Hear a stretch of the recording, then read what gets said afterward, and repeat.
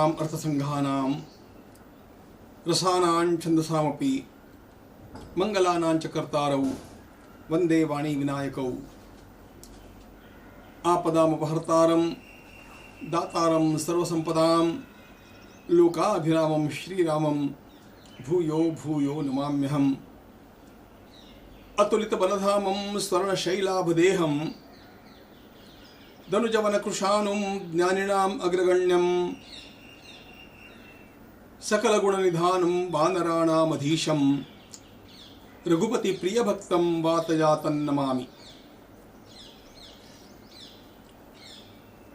भगवान श्री राम के अत्यंत प्रिय, सर्वाधिक विश्वसनीय और समर्पित सेवक भगवान श्री हनुमान जी का जीवन सारा का सारा व्यक्तित्व दिव्यता से भरा हुआ है। प्रभु तो प्रभु है, साक्षात परब्रह्म है। श्री हनुमान जी महाराज ने उनकी सेवा का व्रत स्वीकार किया है और सेवा के व्रत के अंतर्गत जब जब जो कार्य भगवान के अनुकूल है उस समय वह कार्य वे निरंतर करते रहते हैं और इन्हीं कार्यों के अंतर्गत भगवान के द्वारपाल बनने का भी कार्य उनको अनेक बार करना पड़ता है। गोस्वामी जी महाराज ने बड़े सधे हुए शब्दों में कहा, राम दुआरे तुम रखवारे, होत न आज्ञा बिनु पैसारे। भगवान श्री राम के द्वार पर आप ही रखवाली करते हैं और आपकी आज्ञा के बिना, आपकी अनुमति के बिना किसी का भी प्रभु से मिलने के लिए भीतर प्रवेश हो नहीं सकता। लीला की दृष्टि से वैसे भी हम देखते हैं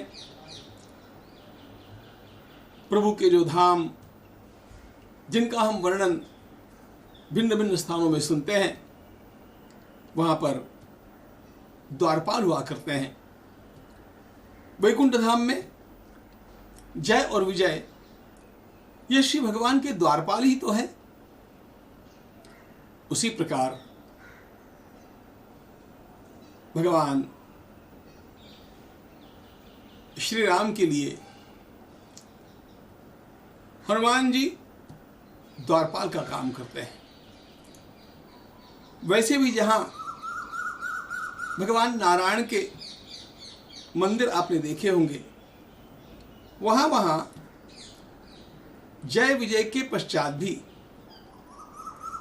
अंतरंग द्वारपाल के रूप में बहिरंग द्वारपाल जय विजय, फिर भी अंतरंग द्वारपाल के रूप में श्री हनुमान जी और गरुड़ जी खड़े हुए आपको मिलेंगे। परब्रह्म तत्व होने के नाते यह स्वाभाविक है कि सीधे सीधे कोई देहात्मवादी जीवात्मा जो स्वयं सामान्य संसारी प्रपंची और अनेक व्यवधानों में फंसा हुआ साधारण जीव है, वो एकदम श्री भगवान के दर्शन के लिए पात्र कैसे हो सकता है। अरे श्री भगवान की बात छोड़ दीजिए, हमें कभी राष्ट्रपति महोदय से मिलने जाना हो, प्रधानमंत्री महोदय से मिलने जाना हो, मुख्यमंत्री महोदय से मिलने जाना हो, ये तो बातें दूर, सामान्य किसी बड़े अधिकारी से भी मिलने जाना हो तो सीधे सीधे कोई भी उसके भीतर के केबिन तक नहीं पहुंचता है। बीच में कुछ लोगों के द्वारा उसकी जांच होती है। अब ये जांच अलग अलग स्तरों में अलग अलग प्रकार की हो सकती है। आजकल सुरक्षा की दृष्टि से जांच करना अनिवार्य हो गया। आने वाले व्यक्ति का वास्तव में कोई कार्य है कि नहीं, उसने उसके लिए समय लिया है कि नहीं, जो समय लिया है वह उचित कार्य के लिया है कि नहीं, ये कोई जांच करके तब न उसे भीतर भेजेंगे। ये जैसे लौकिक व्यवहार में हम लोग देखते हैं, पारलौकिक आध्यात्मिक व्यवहार में भी इन बातों का ध्यान रखना आवश्यक है। लीला की दृष्टि से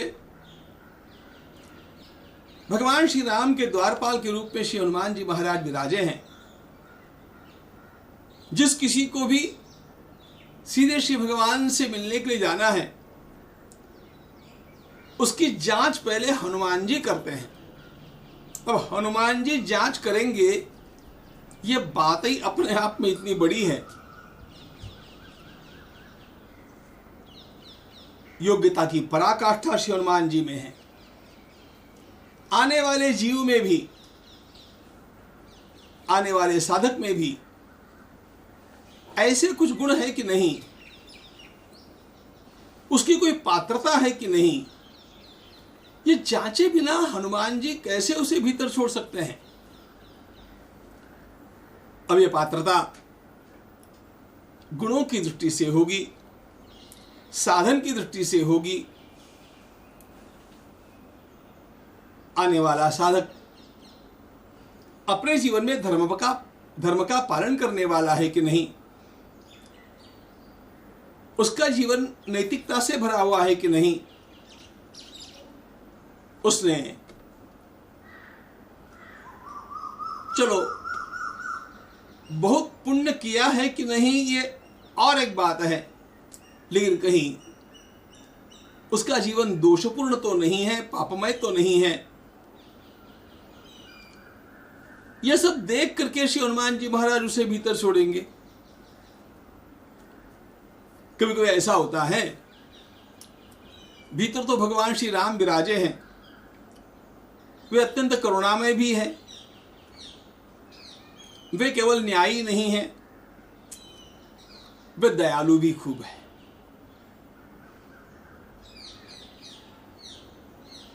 हनुमान जी महाराज इतनी ढिलाई से काम नहीं ले सकते। वे तो जांचेंगे, जीव की, व्यक्ति की योग्यता होगी तो प्रभु के दर्शन के लिए उसे भीतर जाने देंगे। यह जैसे हमारे ध्यान में आता है, दैवी दृष्टि से, उसी प्रकार साधन के क्रम में एक बात ध्यान में आनी चाहिए। श्री हनुमान जी महाराज प्राण तत्व है। समर्थ रामदास स्वामी ने तो उन्हें स्थान स्थान पर महाप्राण कहा है। यदि आत्मदर्शन करना है किसी भी साधक को, तो उसे पहले अपने प्राणों पर विजय प्राप्त करनी आवश्यक बात है। उसके प्राणों की स्थिरता आवश्यक है। प्राणों की स्थिरता नहीं होगी तो मन की स्थिरता नहीं होगी, मन की स्थिरता और शुद्धता नहीं होगी तो फिर अगली उन्नति, अगली प्रगति साधक की कैसे हो सकती है। ये सारे भाव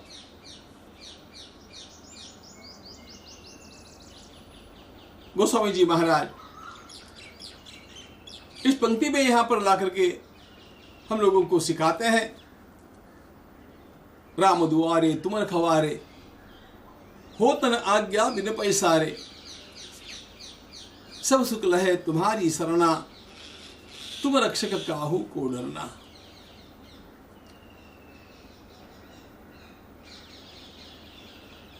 आश्चर्य की बात है, श्री हनुमान जी साधक को जिस जिस सुख की आवश्यकता है वह सभी प्राप्त करा देने के लिए तत्पर रहते हैं। हाँ, एक बात अवश्य है, इसमें कहीं पर भी अधर्म नहीं होना चाहिए। जरा राम कथा की ओर देखेंगे तो भगवान श्री राम अत्यंत दुखी है। पत्नी के वियोग में, भगवती जानकी के वियोग में वे निरंतर अविरल अश्रुपात कर रहे हैं।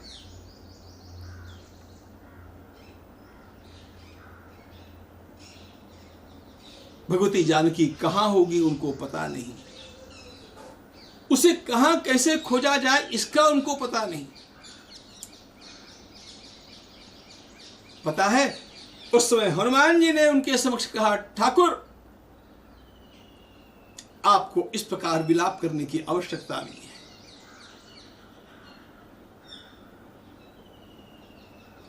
जहां कहीं माता जी होगी मैं उनकी खोज करूंगा, मैं उन्हें आपके पास पहुंचा करके रहूंगा।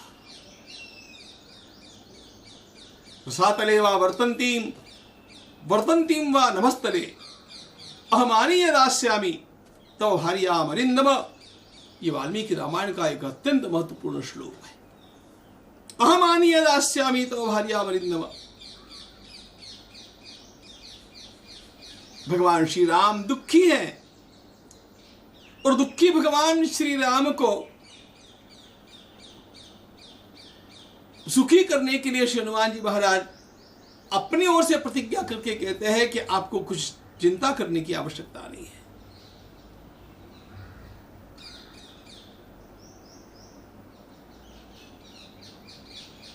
आश्चर्य है ना।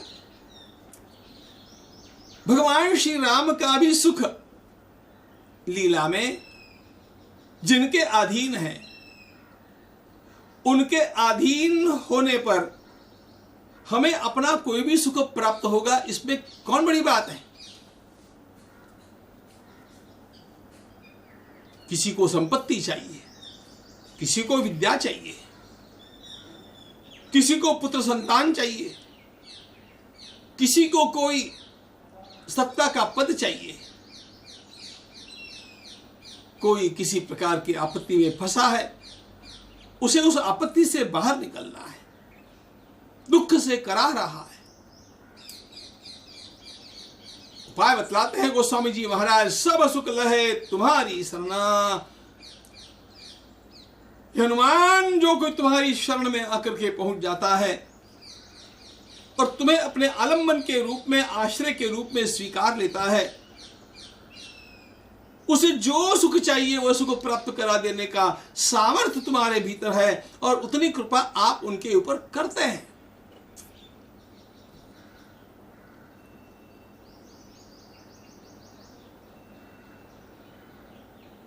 वस्तु की प्राप्ति, व्यक्तियों की प्राप्ति, पदों की प्राप्ति, उच्च अवस्था की प्राप्ति, ये सब कुछ हनुमान जी देते हैं। आयुर्लक्ष्म्यो प्रवर्धेते, संपत्ति प्राप्ति के लिए हनुमान जी के अनुष्ठान होते हैं, आयुष्य वृद्धि के लिए हनुमान जी के अनुष्ठान होते हैं, रोग निवारण के लिए हनुमान जी के अनुष्ठान होते हैं। बस हनुमान की शरण में जाना चाहिए। सब सुख लहे तुम्हारी शरणा, तुम रक्षक काहू को डरना। एक बात अवश्य है, जो हनुमान जी की शरण में आया उसे शरणागति के उन सिद्धांतों का ध्यान रखना चाहिए। रक्षिष्यति इति विश्वासः गोप्तृत्वे वर्णन तथा। जब मैंने आपको अपने रक्षक के रूप में स्वीकार किया है, आप मेरी रक्षा करके रहेंगे। हैपन व्हाटएवर में, कुछ भी आ जाए मेरा नाश नहीं हो सकता। ये जिसके अंतःकरण में जितना तीव्र भरोसा होगा, विश्वास होगा, निश्चित रूप से उसके संकट उतनी मात्रा में कटते ही जाते हैं। सब सुख लहे तुम्हारी शरणा, यहां पर हनुमत शरणागति की बात कही है।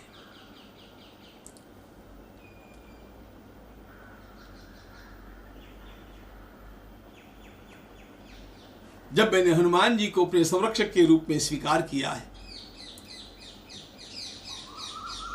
और वे मेरी रक्षा कर रहे हैं, मेरा कभी कुछ बिगड़ ही नहीं सकता। यह अंतःकरण में भरपूर विश्वास रखना यह साधक का एकमात्र कर्तव्य है।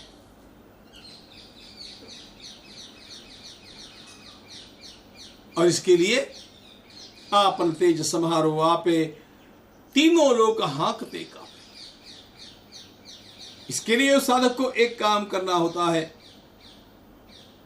हनुमान जी को उनके स्वयं के तेज की याद दिलाते रहना है। और जब उनका यह तेज वे स्वयं याद करते हैं, उनका प्रभाव वे स्वयं याद करते हैं, वह उनमें जागृत होता है। उनके एक हुंकार से सब भयभीत हो जाते हैं।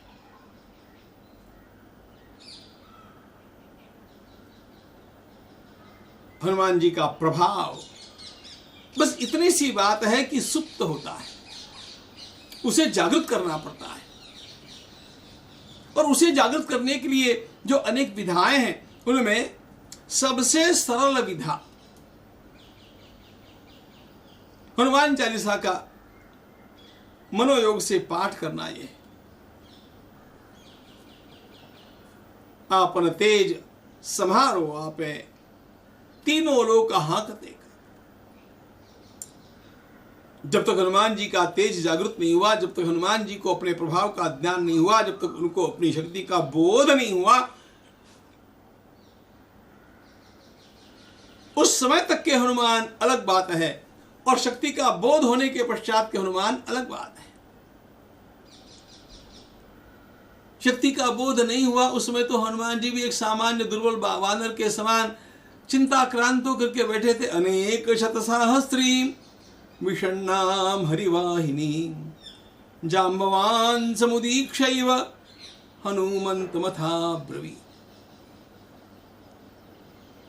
मस्तक में हाथ लगाए, गर्दन झुकाए, चिंताक्रांत होकर के बिना कुछ किसी से बात किए हनुमान उदास होकर के बैठे हैं। यह हनुमान जी का रूप है।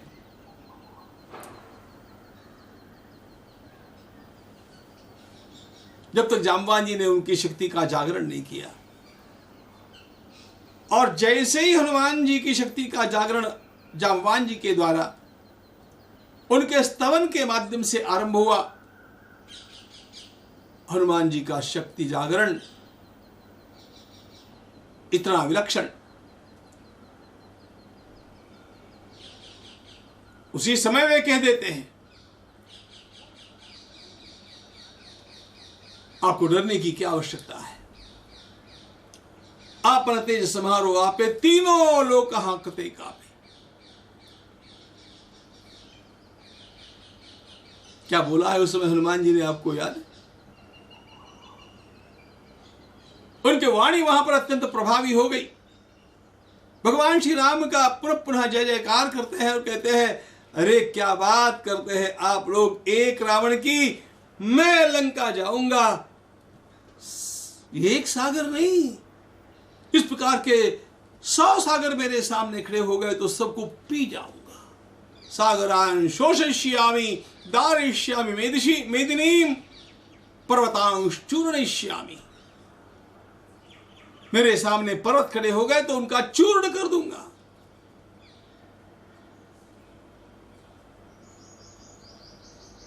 और वहां जाने के पश्चात एक रावण की बात क्या, आपको लगता होगा रावण बहुत बलवान है, छोड़ो, 1000 रावण मेरे सामने खड़े नहीं हो सकते हैं। यदि वे खड़े हो गए बच नहीं सकते हैं। न रावण सहस्त्रम में युद्धे प्रतिबलम भवेत्, शिलाभिश्च प्रहरतः पादपैश्च सहस्रशः, अर्दयित्वा पुरीं लंकाम् अभिवाद्य च मैथिलीं, समृद्धार्थो गमिष्यामि मिषतां सर्वरक्षसां।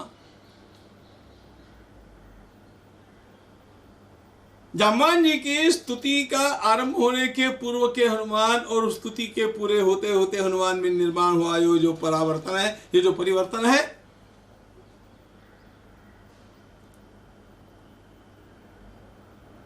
इसका अनुभव हम लोग कर सकते हैं। जितना जितना हम हनुमान जी का स्तवन करते जाएंगे, कल में देखा था हमारे भीतर की हनुमान जी की चिन्मयी मूर्ति, उनका चिन्मय स्वरूप, उसको याद करते रहेंगे, अपने भीतर का तेज बढ़ेगा, अपने भीतर का प्रभाव बढ़ेगा, निर्भयता निर्माण होगी। तीनों लोग हांकते कांपे। फिर कौन सामने खड़ा हो सकता है? हनुमान जी के सामने खड़े होने की हिम्मत राक्षस नहीं जुटा पा रहे थे। जब तक वे सौम्य रूप थे, लेकिन जैसे उन्होंने उग्र रूप धारण करके हुंकार किया, भुक्कार करना आरंभ किया, हनुमान जी को शस्त्रों को चलाने की भी आवश्यकता नहीं है, उनके भुभुक्कार से ही सेनाएं मरती है। महाभारत में भीमसेन के समक्ष वर्णन करते हुए श्री हनुमान जी ने कहा, अरे भीम, तुम्हें डरने की कोई आवश्यकता नहीं है। अर्जुन के रथ के ऊपर बैठ करके मैं केवल भुभुक्कार करूंगा, भुभुक्कार के साथ, एक एक भुभुक्कार के साथ हजार हजार सैनिकों को खत्म करता जाऊंगा, भुभुक्कार से।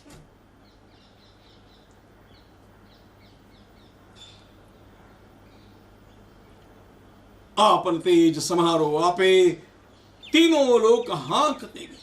All this power is potential, it will be made kinetic. ये सारी शक्ति प्रसुप्त है, इसको जागृत करना होता है, और इसको जागृत करने की जो प्रक्रिया है उसी का नाम साधना है।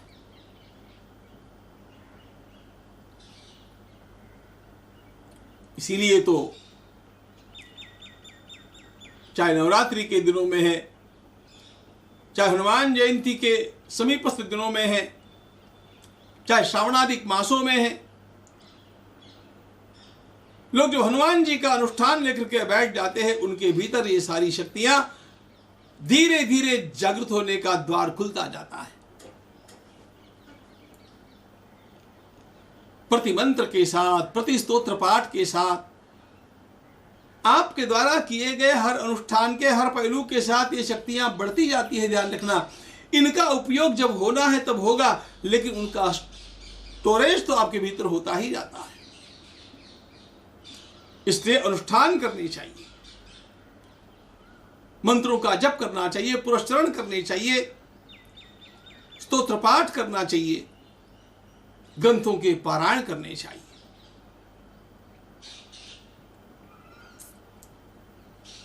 आपन तेज समारो आपे, तीनों लोग हांकते कापे, भूत पिशाच निकट नहीं आवे, महावीर जब नाम सुनावे। इतना प्रभाव है हनुमान जी का, विशेष रूप से हनुमान जी का,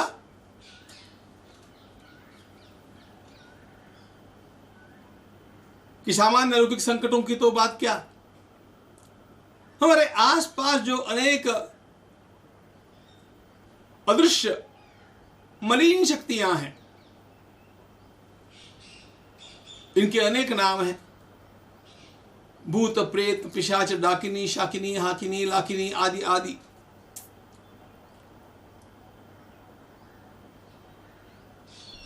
ये सारी वासना योनियां हैं, इनके अस्तित्व को नकारा नहीं जा सकता।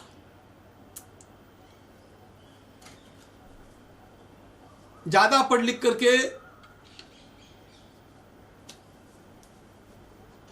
अनेक बार बुद्धि भ्रष्ट हो जाती है, और हमारे पूर्वजों के द्वारा शास्त्रों से अथवा स्वयं के अनुभव से बतलाए हुए इन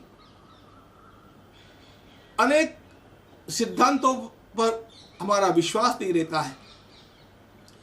यही बात स्वामी विवेकानंद के साथ हुई थी। अरे पहले तो वे भगवान में नहीं मानते थे, चलो बाद में ठाकुर की कृपा से भगवान में मानना उनका आरंभ हुआ, सगुण स्वरूप में मानना आरंभ हुआ। फिर भी भूत प्रेतों दिकों के अस्तित्व को वे नहीं मानते थे। वे स्वयं भूत प्रेतादि इन बातों के विरोध में होते थे। लेकिन मजे की बात यह है कि अमरनाथ की यात्रा में उन्हीं को एक प्रेत मिला, उन्हीं को मिल गया। और प्रेत योनि के उस व्यक्ति ने स्वामी जी से कहा, स्वामी जी मैं दुर्घटना में यहां पर गत प्राण हुआ, मेरा कोई विधिधान नहीं हुआ, आप कृपा करके अमरनाथ जी के सन्निधि में मेरे लिए श्राद्धादि कर्म कर दीजिए, मेरी मुक्ति हो जाएगी। स्वामी विवेकानंद ने लिख रखा है कि मैंने स्वयं उसके बताए अनुसार अमरनाथ में क्रियाकर्म किया और उसने मुझे फिर से मिलकर के बताया कि आपने मेरे ऊपर कृपा कर दी, अब मैं मुक्त हो गया। मैं इस योनि में भटक रहा था। तो इस प्रकार अनेक वासना योनियों में भटकने वाली ये जीवात्मा, इनका कोई बहुत बड़ा प्रभाव होता है ऐसी बात नहीं है। सीमित स्थान में कुछ प्रभाव वे दिखा सकते हैं और जो लोग दुर्बल होते हैं उनको कष्ट भी पहुंचा सकते हैं। लेकिन ये सारे लोग, ये सारी क्षुद्र शक्तियां उसके समीप नहीं फटकती है जो हनुमान जी का स्मरण करते हुए चलता है। भूत पिशाच निकट नहीं आवे। वे डरते हैं। हां, कभी कभार कोई भूत पिशाच आदि आ भी गए तो प्रार्थना करने के लिए आते हैं कि मेरा उद्धार करो। भूत पिशाच निकट नहीं आवे, महावीर जब नाम सुनावे। बस अपने मुख में श्री हनुमान जी का नाम होना चाहिए, अपने अंतःकरण में हनुमान जी के लिए श्रद्धा होनी चाहिए। उनकी भक्ति का आलम्बन लेकर के हम चलते हैं तो अपने भीतर भी वे शक्तियां जागृत रहती है, जिसके कारण इन मैली शक्तियों को हमारे ऊपर आक्रमण करने का, हमें कोई कष्ट पहुंचाने का साहस नहीं होता है। लेकिन ये उसी के लिए होता है, महावीर जब नाम सुनावे। जब हमारे मुख में हनुमान जी का नाम होगा, हनुमान जी का कोई मंत्र होगा,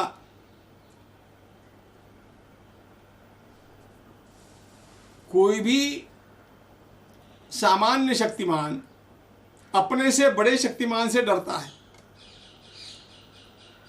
और हनुमान जी की शक्ति वो शक्ति है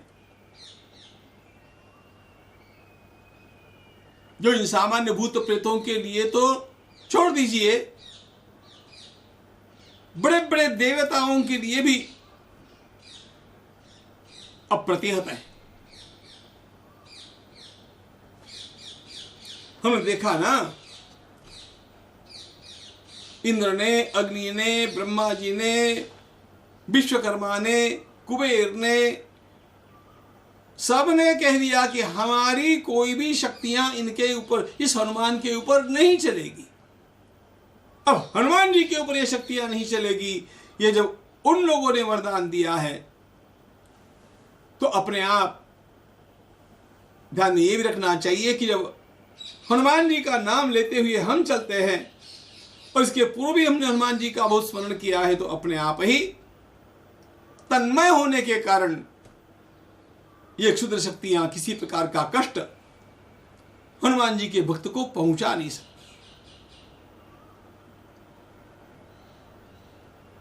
कभी कभी सेवा करती है उल्टे, ताकि इनकी सेवा करने से हमारी सद्गति हो जाए। भूत पिशाच निकट नहीं आवे, महावीर जब नाम सुनावे। नासे रोग हरे सब पीरा, जपत निरंतर हनुमत वीरा। फिर देखेंगे हनुमान भगवान।